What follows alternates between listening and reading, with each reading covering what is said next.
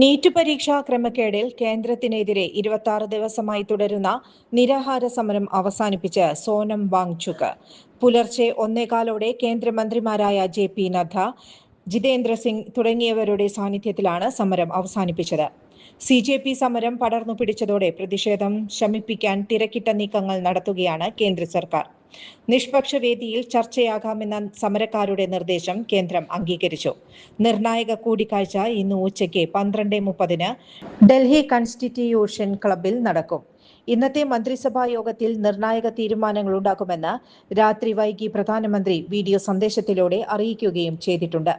Parliament മാർച്ചിൽ പങ്കെടുത്തവർക്കെതിരെ case എടുക്കില്ലെന്ന് കേന്ദ്രം സോനം വാങ്ചുക്കിന് ഉറപ്പു നൽകിയെന്നാണ് റിപ്പോർട്ടുകൾ.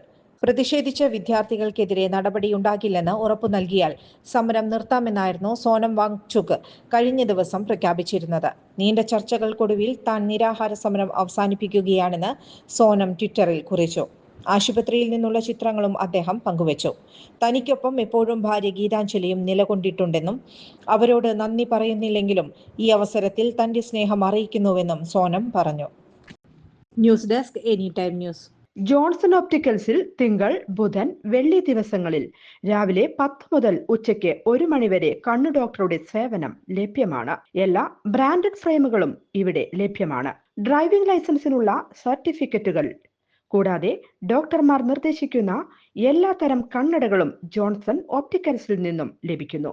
ജോൺസൺ കണ്ണട വ്യാപാരം, ഡിവൈൻ ആശുപത്രിക്ക് എതിർവശം, വടക്കാഞ്ചേരി. കൂടുതൽ വാർത്തകൾക്ക് ഞങ്ങളുടെ ചാനൽ സബ്സ്ക്രൈബ് ചെയ്യുക. ഫേസ്ബുക്ക് ഫോളോ അപ്പ് ചെയ്യുക. വാർത്തകൾ വേഗത്തിലറിയാൻ എനി ടൈം ന്യൂസ്.